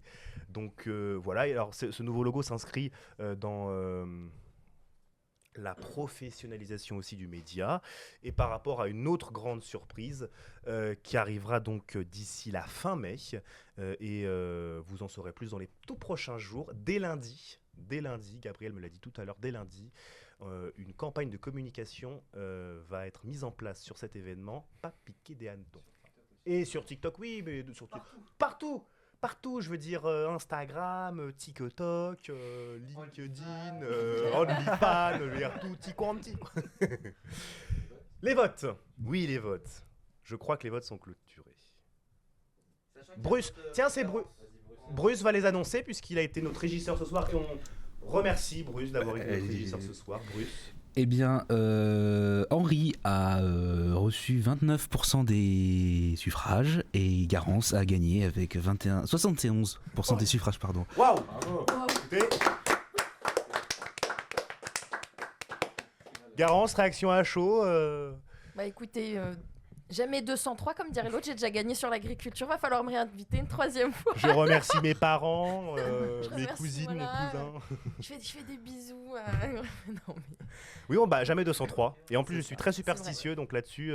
Non, d'ici la fin mais de la vraiment, saison. j'avoue que j'ai été là, j'avoue, je suis un peu étonnée quand même du résultat parce que Henri a été très très bon, il a sorti des chiffres et bon, voilà. Et je pensais que. Après, c'est peut-être la chronique qui a joué un peu aussi. Mais non, qui était une très bonne chronique. Merci beaucoup. Ah, Mais, c'est très smart de le reconnaître. Ah, ça. non, mais Ah bah c'est oui. vrai. Pas... Je vais pas dire le contraire. Enfin, voilà. Non, mais merci. je le prends de manière très humble et merci encore une fois aux viewers et hâte de vous retrouver peut-être pour un 3e épisode, j'espère. Et on l'espère. Et dernière information, c'est que d'informations ce soir. C'est une ribambelle de la semaine prochaine. La semaine prochaine, on bascule au mois d'avril et on va parler d'une thématique qui s'annonce brûlante. Doit-on donner la parole à tout le monde ? Ce débat va être très brûlant, très sensible, donc soyez là la semaine prochaine. Voilà, on est en train de préparer, de vous concocter un programme haletant, on l'espère, mais toujours sur la forme et sur le fond pédagogique pour vous, chères auditrices et chers auditeurs. Donc voilà, soyez au rendez-vous et on vous communiquera en story, bien évidemment, l'ensemble de ces informations.